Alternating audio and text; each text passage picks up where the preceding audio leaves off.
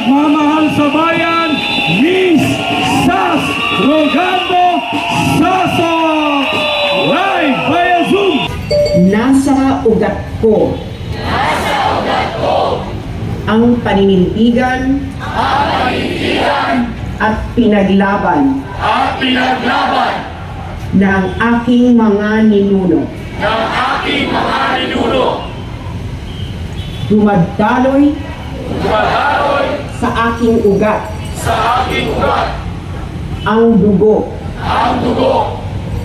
ni Lapu-Lapu, Sultan Kudarat, Gabriela Silang, Andres Bonifacio, Jose Rizal, General Luna, Artemio Ricarte, at ng libo-libong mga sundalo kawal ng bayan na lumaban para sa kaligtasan ng bayan. Ako ay Pilipino. Nasa puso ko ang kasaysayan ng bayan at ang kinabukasan ng bawat isang Pilipino. Mahal ko ang Pilipinas. Kaya ipaglalaban ko ang kanyang kalayaan, kaligtasan, at kabutihan.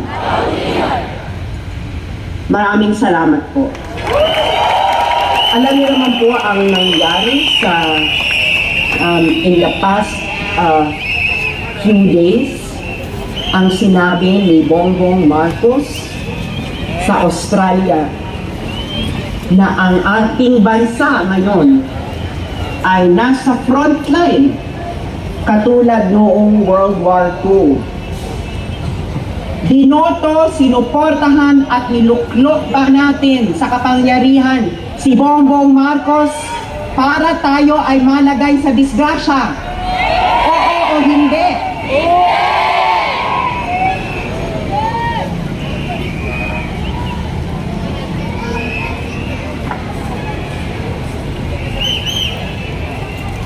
Pero ngayon tayo ay parang proud na proud pa ngayon si Bongbong Marcos na tayo ay nasa frontline ng isang gera na hindi naman natin gera, kundi gera ng bansang Amerika.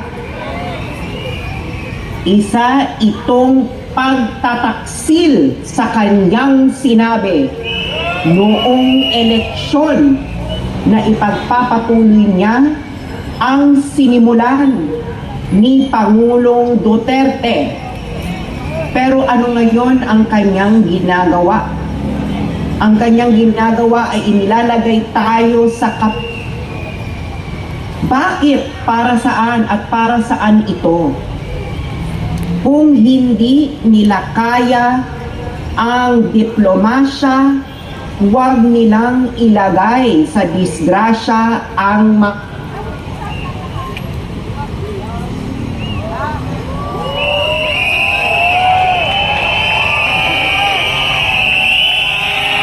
Signal.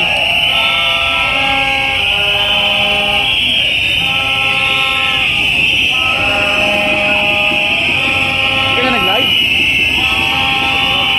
Ha?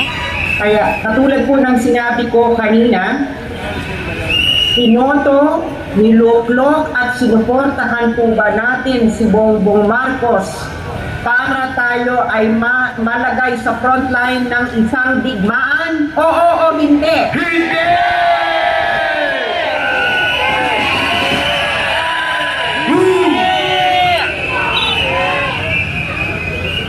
Ang kailangan ba natin ay disgrasya o diplomasya?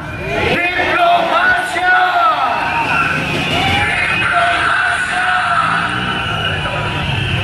Mga kababayan, po sa isang malaking panganib ang ating bansa at ang kinabukasan ng inyong mga anak at ng kanilang mga anak dahil sa maling desisyon ng gobyerno na ito. Hindi po natin alam kung ano ang nasa isip nila kung bakit nila ito ginagawa. Ito ba ay para sa bayan o para sa kanilang bulsa? Alam niyo naman po kung ano ang kanyang sinabi sa Australia, na ang Pilipinas ay nasa frontline uli ng isang digmaan katulad noong World War II. Hindi po ito ang kanyang ipinangako noong siya ay tumatakbo bilang presidente at nung siya ay sinuportahan ng bawat isang Pilipino at nang siya binigyan ng plataforma ng SMNI. Ang alam po natin ay nangako siyang ipagpapatuloy ang sinimulan ng ating mahal na presidente na si Pangulong Rodrigo Roa Duterte. Kaya sinuportahan natin siya dahil siya ay nangako na ilalagay sa kabutihan ang ating bansa. Ang tanong ko po sa inyong lahat, nararamdaman niyo po ba na ang ating bansa ay nasa kabutihan?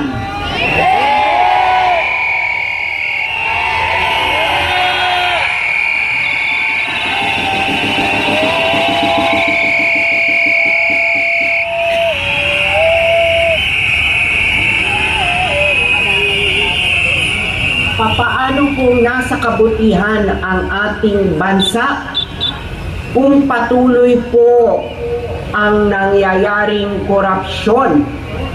Si Ka Eric nakulong, pati na rin si Madam Lorraine Badoy dahil lamang sa pagtatanong kung anong nangyari sa pera ng taong bayan. Pera ba nila yan o pera ninyo?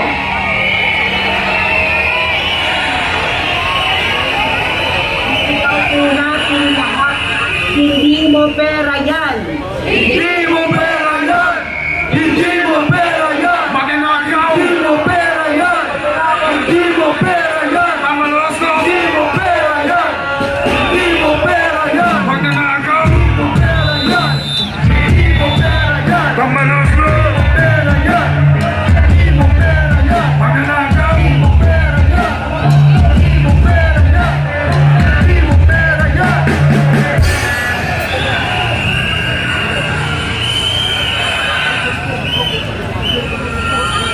Tama, dahil pera yan ng bawat isang manggagawa, bawat isang guro, bawat isang sundalo, bawat isang ina, bawat isang OFW. Ang pinamimigay nilang pera sa mga taong bayan ay hindi nila pera, kundi pera ng bawat isang Pilipino. Ngayon, ang ginagawa nila sa ating bansa ay nagpapamudmod ng pera na tinatawag nilang ayuda. Pero di ba sa ating bansa, meron tayong kasabihan, nasa Diyos ang awa, ngunit nasa tao ang gawa. Ang ginagawa nila ngayon ay ginagawa nilang pulubi ang bawat isang Pilipino. Binibili nila ang suporta at pagmamahal ng bawat isang Pilipino. Pero bilang isang Pilipino, ang inyong pagmamahal ba ay nabibili o hindi?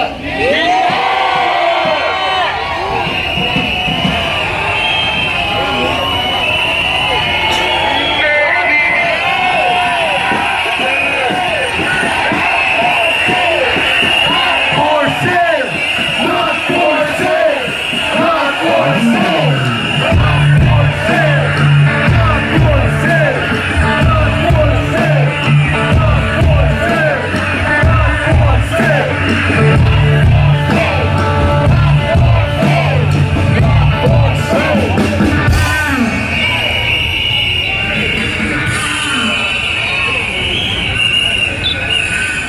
napakaganda at napakalakas ng mandato na ibinigay ng taong bayan kay Bongbong Marcos.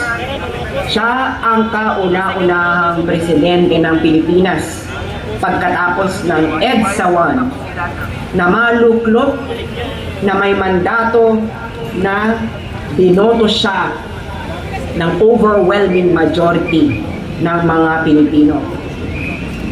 Pero bakit ang kapakanan ng kanyang mga kabarkada, kamag-anak, at mga kasama niya ang kanyang inuuna? Tingnan ninyo ang ating bansa ngayon. Siya ay nangako ng bagong Pilipinas. Ngunit ano ba ang ating nakikita ngayon? Bagong Pilipinas o lumang Pilipinas?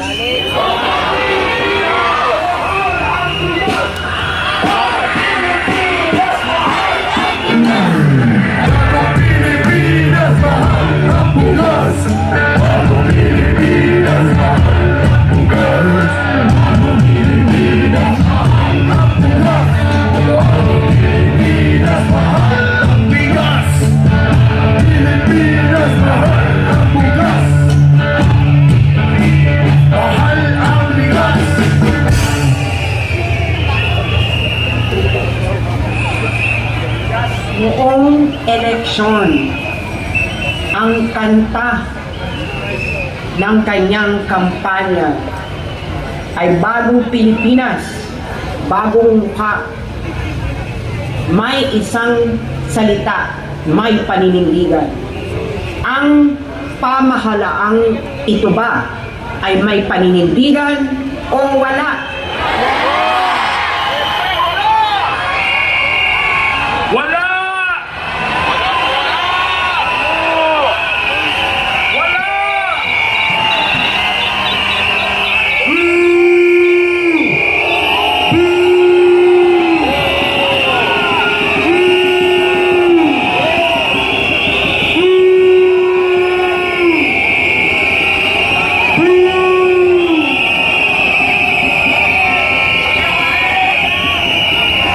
Kaya natin nasasabing wala itong paninindigan dahil tayo ay nasanay sa pamahalaang may tunay na paninindigan, ang pamahalaan ni Rodrigo Duterte.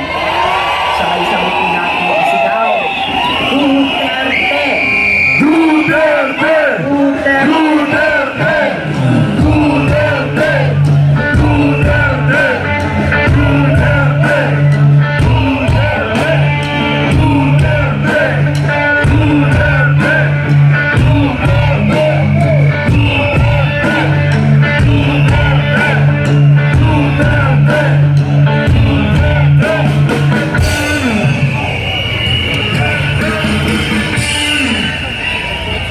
Ang pamahalaan po ni Duterte, ang pamahalaang ipinagpatuloy ang pinaglaban ng ating mga ninuno mula kay Lapu-Lapu, Sultan Kudarat, Gabriela Sila, Andres Bonifacio, Jose Rizal, General Luna at Artemio Ricarte.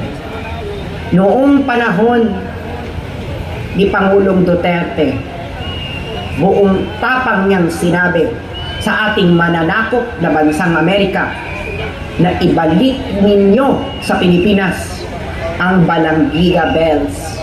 Ang Balanggiga Bells ay ninakaw ng mga Amerikano sa ating bansa noong panahon na pinatay nila ang ating mga ninuno diyan sa Samarat Lake. Pero ngayon, ano ang ginagawa ng presidenteng ito?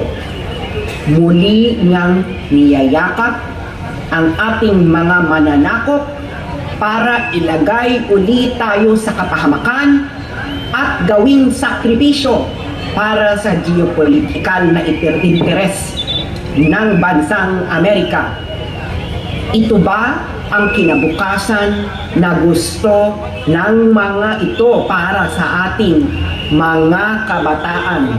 Ito ba ang gusto nila para sa ating susunod na henerasyon. Ang malagay ulit tayo sa frontline katulad noong World War II. Mga kababayan, kung hindi po natin ito tututulan, tayo po ay kanilang isasakripisyo para sa kanilang maling polisiya. Kaya tayo po ay dapat sabay-sabay na manawagan na ang Pilipinas ay dapat hindi ilagay sa kapahamakan. Ang dapat na mangyari sa ating bansa ay patuloy na mag-develop para makamit natin ang tunay na ating nilingkod para sa bawat isang Pilipino. Isang maayos na buhay, matahimik, matiwasay, at mayabong na pamumuhay. Ngunit ang ginagawa nila sa ating bansa ay kinakamkam nila ang lahat ng gusto nilang kamkamin. Ito ba ay makatarungan o hindi?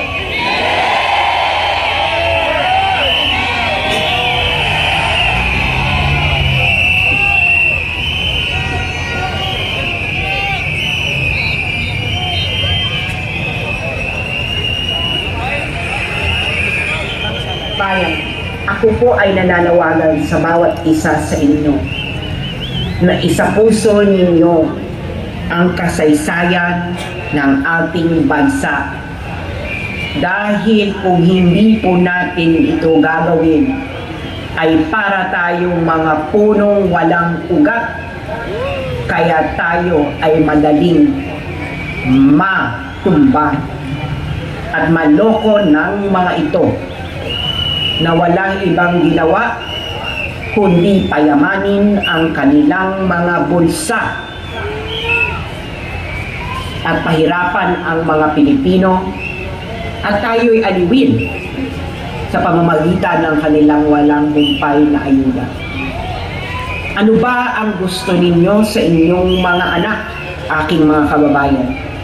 Ang gusto ninyo ba sa susunod na henerasyon ay bansang ayuda o bansang may trabaho, bansang maayos ang development, bansang may kakayapaan, bansang pinaiiral ang diplomasya kaysa mga drug? Nasa inyong mga kamay kung ano ang mangyayari sa ating bansa. Kung magpapatuloy ang mga ginagawa ng mga ito, baka tayo ay hindi na makabangon muli at matagalan ulit ang ating minimithing pagbabago sa Pilipinas. Kita niyo ang ginagawa nila ngayon kay Pastor Quiboloy. Kung may kasalanan si Pastor Quiboloy, dapat siya ay ihabla sa tamang forum. Dapat bigyan siya ng karapatan na harapin ang kanyang mga nag-aakusa laban sa kanya at hindi ang nakatago ang mukha. Dahil kahit naman sino pwede mo takpan ang mukha at gawin witness kahit kanino. Kahit itong ginagawa ng Senado ay isang pagmura sa karapatan ng isang taong naharapin ang kanyang mga akusado. Bakit kailangan mong ipahuli si Pastor Quiboloy kung hindi naman ikaw ang korte na naghatol na siya ay may sakit? Kaya itong ginagawa nila ay pinahikot nila ang ulo ng taong bayan. Gusto nilang wasakin ang inyong samahan dahil ang inyong samahan ang isa sa mga pinakamalaking sumusuporta sa mga Duterte. Hindi ba yan lang ang gusto nila gawin? Ang pabagsakin ang mga Duterte. Dahil bakit? Dahil ang mga Duterte lamang ang balakid sa kanilang masamang pinaplano sa ating bansa. Diba? Nakapag-limiting sila noon. Pero anong ginawa nila? last year. Gusto na nilang warakin at sirain si Vice President Sara Duterte. Binibinay nila si Inday. At ito ba ay ating pahihintulutan? Oo, hindi.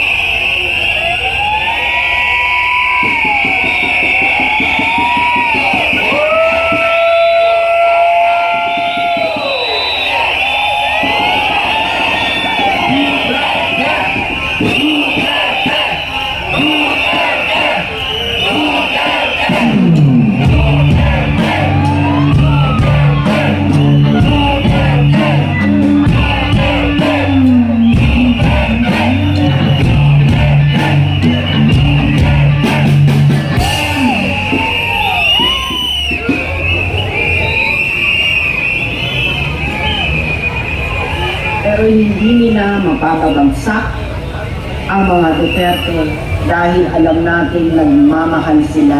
Tunay na nagmamahal sa ating bansa. Kaya ang ginagawa nila ito nila pabagsakin ang mga nakakalipot kay Duterte. Kasama niya dyan si Pastor Kibuloy at Engineer Santos. Dahil ano ba ang gusto nilang gawin?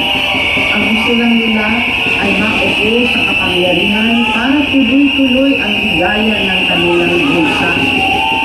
Kaya kita mo, magtatanong ka lamang kung asaan ang pera ng taong bayan. Sinasagot ka ng pabalang. At parang kasalanan mo pa na ikaw ay nagtanong at ikaw ay ikukulong dahil lamang sa iyong gusto malaman kung saan napunta ang pera ng taong bayan. Anong petsa na? Marso na. Ngunit ni isa sa kanila ay walang gustong maglabas kung papaano nilang ginastos ang pera ng bayan hanggang sa uling sentro. Kung tama ang kanilang ginagawa kay Vice President Sara Duterte na tanungin kung saan niya ginastos ang pera ng taong bayan, tama rin naman na dapat sila ay managot kung papaano nila ginastos ang pera ng taong bayan hanggang sa huling sentimo. Dahil mga kababayan, alam natin na hindi nila pera yan. Kaya siguro hindi natin na hindi mo pera yan. Hindi mo pera yan. Hindi mo pera yan. Hindi mo pera yan.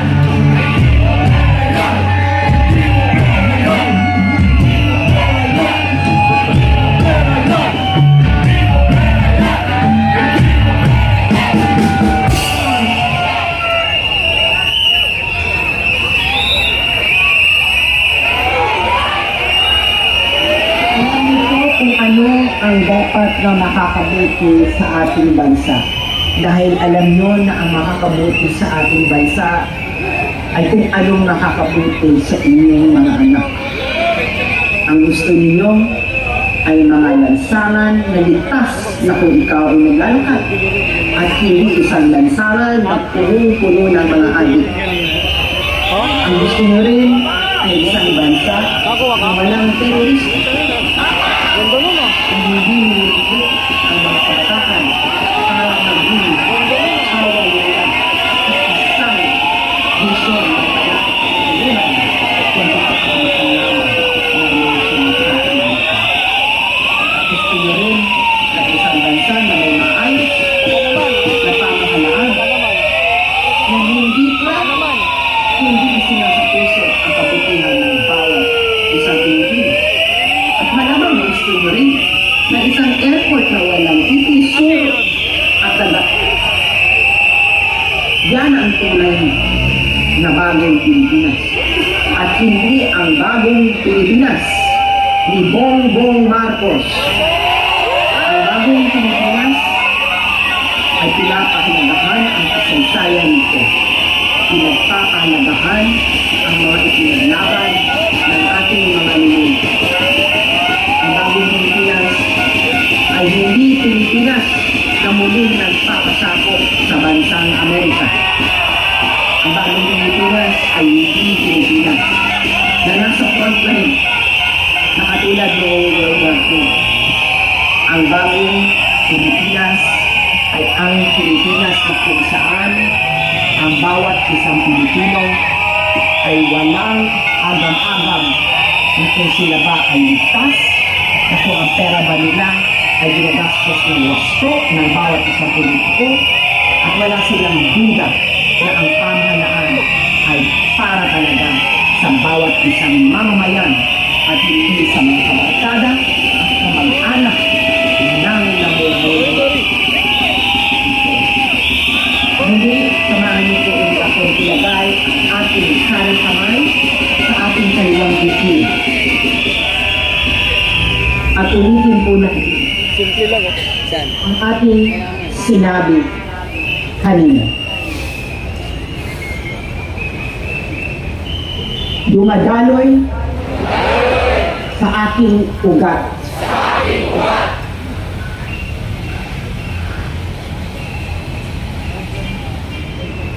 Ang dugo.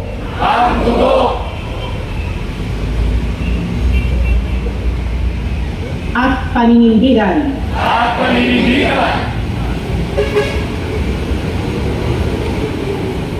Ng aking mga ninuno.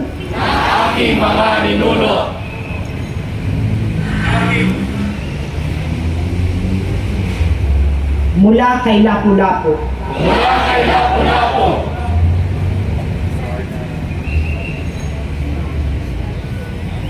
Kay Sultan Kudarat.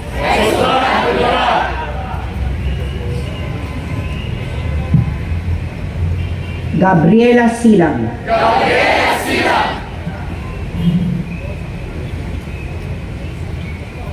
Andres Bonifacio.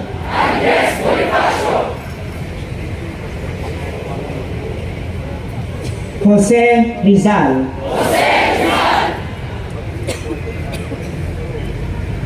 General Luna. Artemio Ricardo. At ang dugo ng bawat isang sundalo at kawal ng bayan na ibinuwis ang kanilang buhay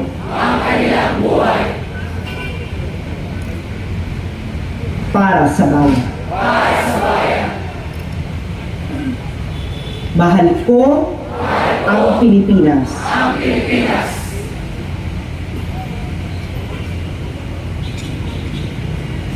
Kaya nasa aking puso ang kanyang kasaysayan.